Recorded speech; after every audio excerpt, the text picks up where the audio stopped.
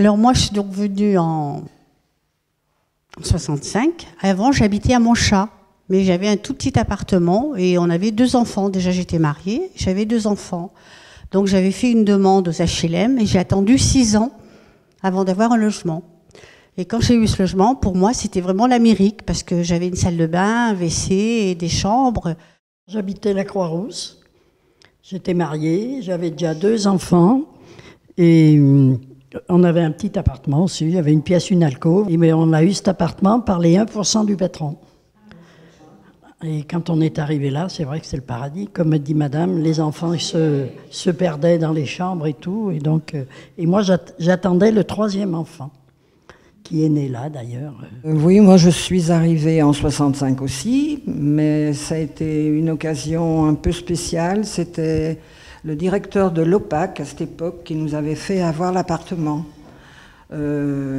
J'étais mère au foyer, mon mari travaillait, on avait 2 enfants, on était dans un petit appartement aussi, je pense qu'on était tous à la même enseigne. Et quand on nous a fait signer les papiers ici, on est venu relever les eaux, on s'est rencontrés avec madame à l'arrêt du car, avec chacune un enfant à la main. Où tu vas, où vous allez? Ah ben j'ai été relever mon compteur d'eau, ben moi aussi, puis on repartait. Je suis veuve quoi, mais je suis toujours là. Et j'y resterai jusqu'au bout. Et nous sommes venus en 65, ici, grâce bien sûr au TCL, parce que mon mari travaillait à TCL. Donc c'est TCL qui nous a procuré le logement avec l'OPAC. Et nous étions dans un grenier, 5e étage, avec 3 enfants. Et donc nous n'avions qu'une pièce. Donc quand on est arrivé ici, on était très heureux.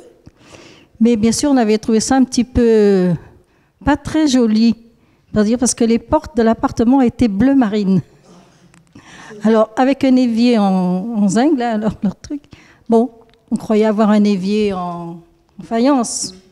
Mais bon, ça fait rien, c'est pas grave. Les enfants étaient heureux, ils voyaient partout les avions décoller, tout ça, ils étaient très heureux, ils allaient partout. Moi, c'est pareil, ça fait une quarantaine d'années que je suis là. Je suis venu parce que j'habitais à la Croix-Rouge, j'avais un petit studio.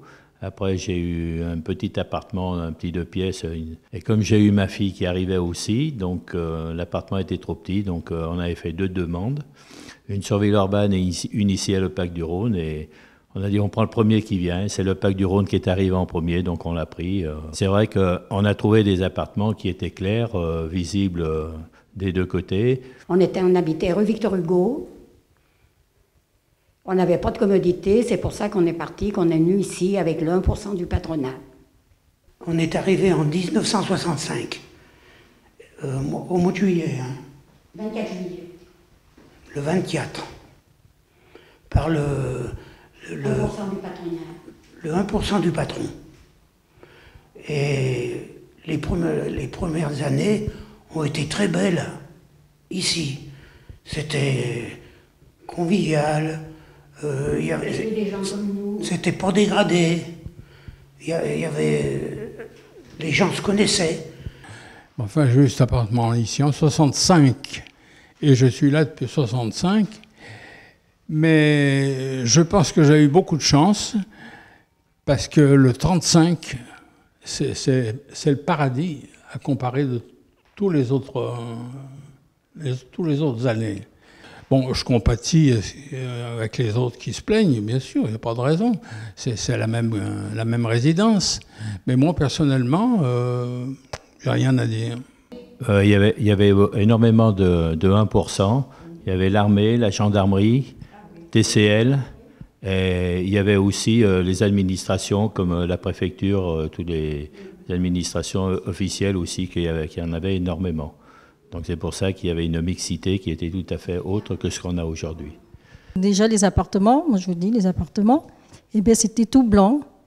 Et puis les portes bleu marine. Mais le mur porteur, par contre, c'était des petites grilles. Ouais, des petits machins, comme si c'était des petits... Du crépi, oui. Alors là, c'était bien embêtant parce qu'on s'arrachait tous les vêtements. Mais sinon, c'est pas grave. Hein. Tout le reste, c'était très clair, des grandes fenêtres, voilà. C'est bien. Le premier immeuble qui s'est fait, c'était le 53. Le dernier, c'est vous. oui. Et c'était agréable, mais voilà, c'est cette histoire ça faisait un labyrinthe, quoi. On cherchait nos appartements, vous êtes monté au deuxième, bon, ben moi j'étais au deuxième, j'avais pas de problème, mais ceux qui allaient au troisième, au milieu, ils connaissaient pas. C'était pas marqué comme maintenant. Donc il y a quand même eu des améliorations de fait, puisqu'à l'heure actuelle, à chaque étage d'ascenseur, ce qui veut dire rez-de-chaussée, premier, rez-de-chaussée, deuxième, cinquième, il y a des plaques qui sont mises et qui donnent les numéros d'appartements. Mais quand on est rentré dans cet appartement, bon, ben, c'était clair, c'était des jolies chambres, 3 belles chambres. Une chambre, donc, il y a encore un petit balcon, tout seul, quoi. Une chambre à l'entrée, le F4.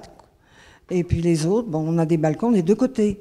Mais ce que j'apprécie ici, c'est tous ces arbres, vous voyez, la nature qui nous entoure. Mais ça, vous savez, si vous habitez en ville ou ailleurs, où les locations sont recherchées, trop chères, ben, il n'y a pas un arbre, il n'y a pas un buisson, il n'y a rien. Hein. Ben, c'est pas bien marrant. Hein.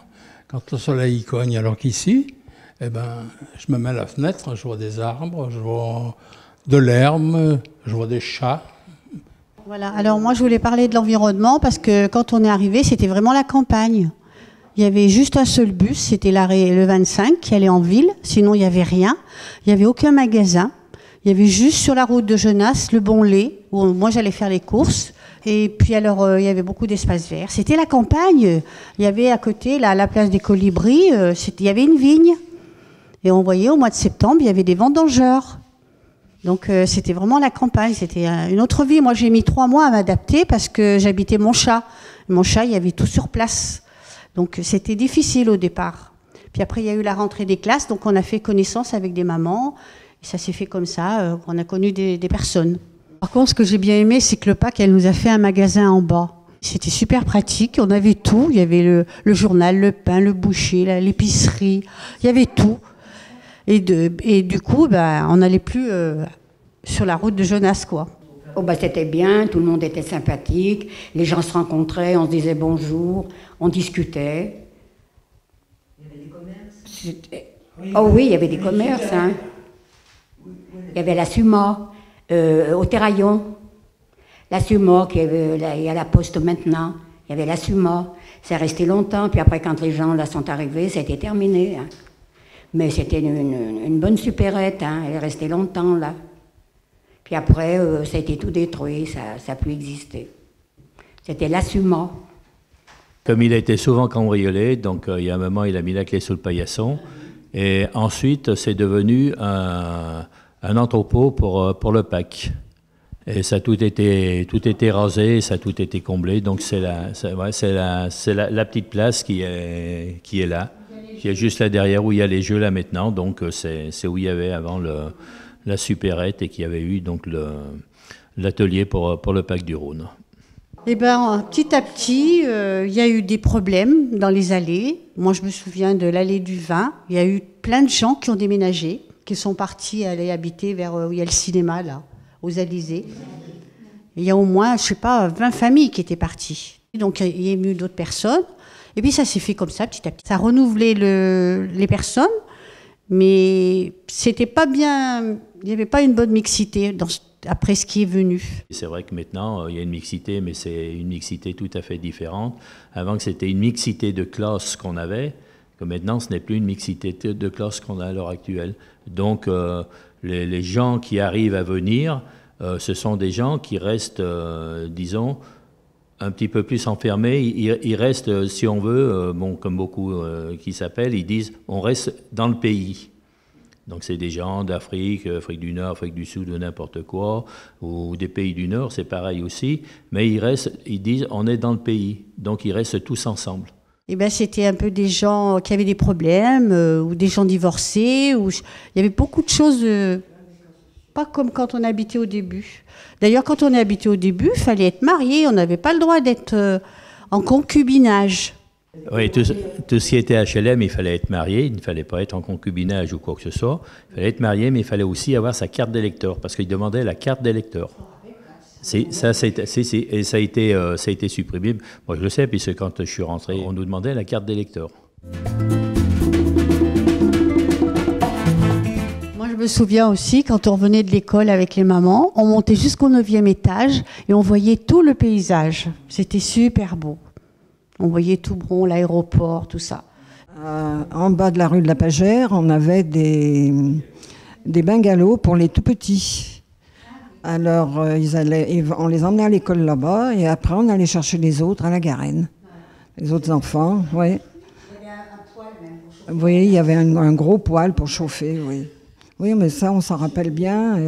Et en plus, moi, j'emmenais ma petite fille, ma fille, quoi, pour la rééducation, pour parler.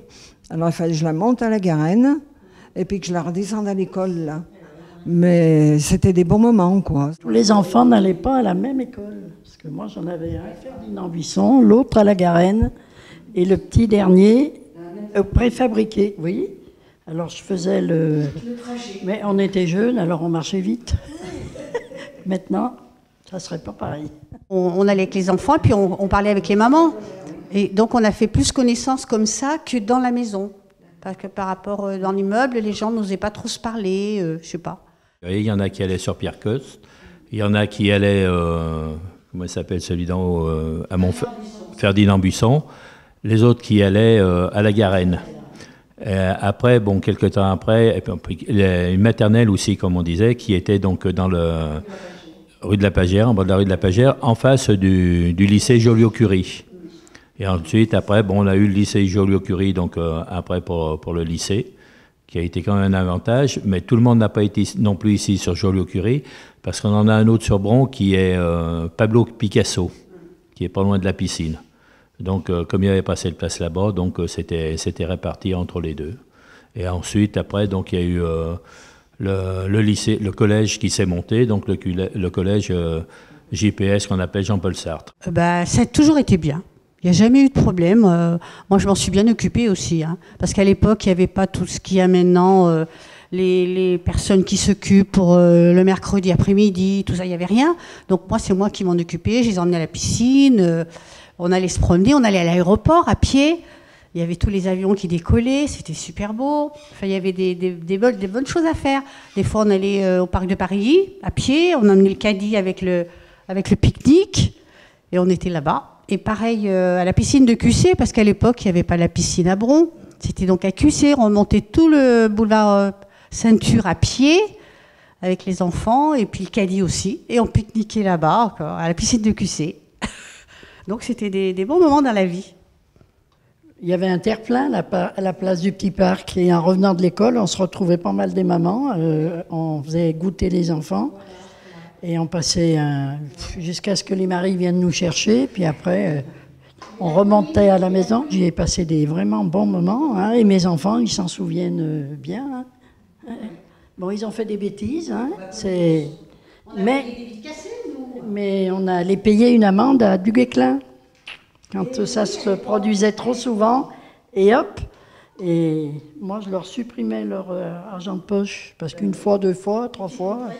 Ben oui, il fallait quand même qu'ils fassent attention. Mais les gardiens, ils ne nous faisaient pas de cadeaux, je peux vous le dire. Parce que, attention, ils étaient sympas, mais quand ils faisaient des bêtises, ils étaient là pour nous rappeler à l'ordre. C'était pas mal. Alors, les gardiens assermentés ont été supprimés. Ce n'est pas le Pacte du Rhône qui les a supprimés. C'est dans toutes les résidences, même dans le privé. Comme ils ont supprimé l'obligation de... Parce qu'avant, les gardiens avaient une obligation d'habiter là où ils travaillaient. Donc, ça a tout été supprimé en même temps. Les gardiens étaient là, ils voyaient les gamins qui faisaient des bêtises, ils faisaient respecter, et quand ça allait, c'était trop souvent, ils montaient voir les parents, et nous, on allait payer une amende. Tandis que maintenant, c'est l'anarchie complète, ils font n'importe quoi. Dans les allées, les parents, ils ne les surveillent même pas. Voilà. Mais je trouve que c'est dommage qu'ils aient enlevé les gardiens. Assermentés ou pas, mais même le gardien, il les faisait sortir de l'allée quand même quand il squattait le... Moi, je trouve que c'était bien. Et ça, c'est très dommage. Vraiment. Très, très dommage. La réhabilitation, c'était d'abord en premier, c'était l'électricité, parce que On nous a mis des prises un peu partout alors qu'on n'en avait pas beaucoup. Ensuite, il y a eu la baignoire qui a été changée parce qu'on avait un sabot au départ. Donc on nous a mis une grande baignoire, on était contents d'avoir une grande baignoire. En plus, on a changé certains éviers de cuisine. Et puis il y a eu aussi l'évacuation d'eau pour la machine à laver, pour la machine à laver la vaisselle. Ça, c'est tout dans la réhabilitation. Ensuite, on a eu aussi les peintures dans les couloirs, parce que ça n'avait jamais été repeint au bout de 30 ans, 35 ans. Il n'y avait pas eu de peinture, c'était bon, c'était... Ben ça, c'était toujours en 90-92 par là. Et puis on nous a refait les halls d'entrée. Maintenant on a des beaux halls, hein. C'est luxueux, hein. Oui, avant on avait 2 entrées, on en a supprimé une parce que ça créait des problèmes. Même les coursives dans les caves, on a partagé, on a eu beaucoup de changements là, parce que c'était pour la sécurité, je pense, tout ça. Les réhabilitations ont été obligées d'être faites. Et ici, chez nous, ça a quand même apporté déjà l'avantage par rapport à l'hiver d'avoir des appartements qui soient un peu plus chauds que ce qu'ils étaient avant. On a fait faire des halls, des isolations dans les halls d'entrée parce que les gens, dans les entrées, les premiers étages, les 9e et les embouts de bâtiments, les pignons, c'est des gens qui arrivaient à avoir 4 ou 5, minimum entre 4 et 5 degrés de moins que les autres appartements. Donc c'est toutes des améliorations qui ont été apportées et que les gens ont bien acceptées, comme la chaufferie. On a eu la chaufferie aussi. Alors maintenant, ce qu'il n'y a pas bien, je voulais le dire, c'est que maintenant, les gens qui partent, ceux qui viennent, ils n'ont plus de cave. Donc ils ne savent plus où mettre leurs choses qui ne leur servent pas trop. Ouais, elles ne sont pas supprimées, mais on ne les donne plus, elles ne sont plus attribuées. Donc les nouveaux locataires, ils ont pas de... Enfin, c'est même pas une cave, c'est un cellier, c'est en étage. Là, les celliers, il n'y a pas eu de concertation qui ont été faites. Hein. Ça n'a pas été un mal non plus que ça a été fait parce qu'on avait énormément de caves où les gens laissaient énormément de cochonneries dedans. Ces dernières années, ça squattait aussi pas mal.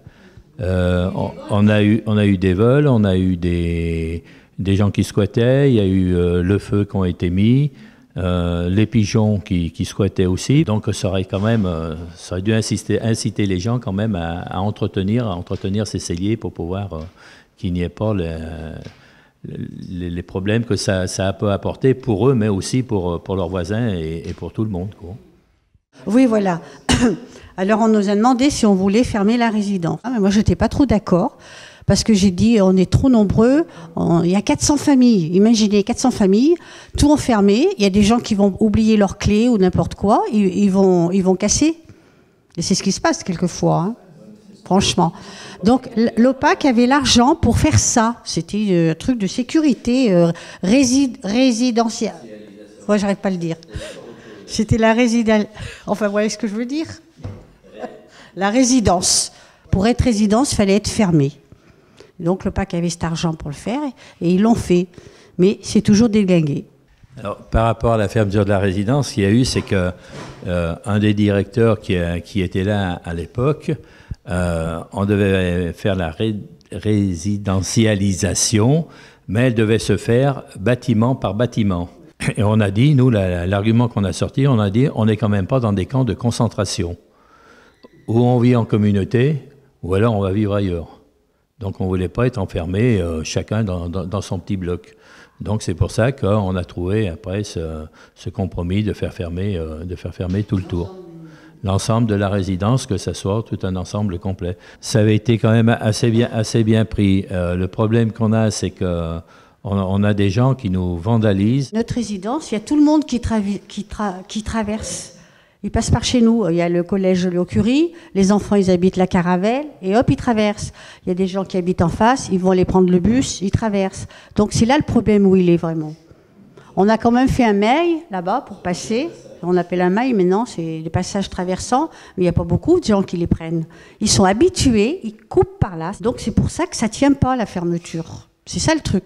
Eh bien, disons que quand on a proposé la réhabilitation, on nous a demandé notre avis.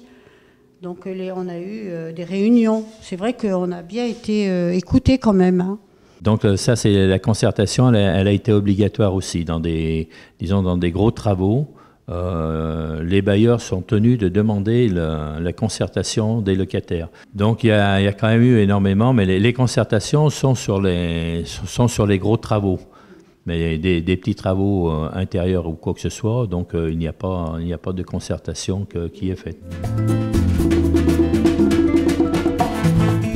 Maintenant, c'est impeccable, mais ça n'a pas été toujours comme ça au début. Hein.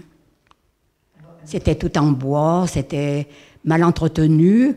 Maintenant, ceux qui viennent, là, c'est propre, c'est impeccable. Hein. On dirait des copropriétés, là, maintenant, c'est joli, hein, si les gens ne dégrattaient pas. Ben, c'est pas moins bien, c'est la société qui a changé. La société, elle est pas la même qu'au début qu'on était. Bon, faut évoluer, mais bon, on évolue peut-être pas dans le bon sens. Je pense qu'il faut respecter. Il y a beaucoup un manque de respect de tout le monde. Il faut qu'on essaye quand même de faire quelque chose. Bon, ben, c'est pas toujours facile, mais bon, ben, comme pour les jardins, on a quand même une satisfaction. Ben, c'est heureux. Et puis moi, je m'en occupe pas, mais moi, quand je passe, bon, ben, M. Genet, venez, paf, j'ai une salade, j'ai des radis, j'ai des oignons, j'ai toujours quelque chose. Et puis, ça permet avec tout le monde, ah ben, on est au jardin, on discute, ben, tiens, moi, je vais te donner ça, moi, je te donne ça, on plante comme ça. Et puis, ça crée de l'amitié. Il y a beaucoup d'échanges. Et ça, c'est un truc formidable qui a été.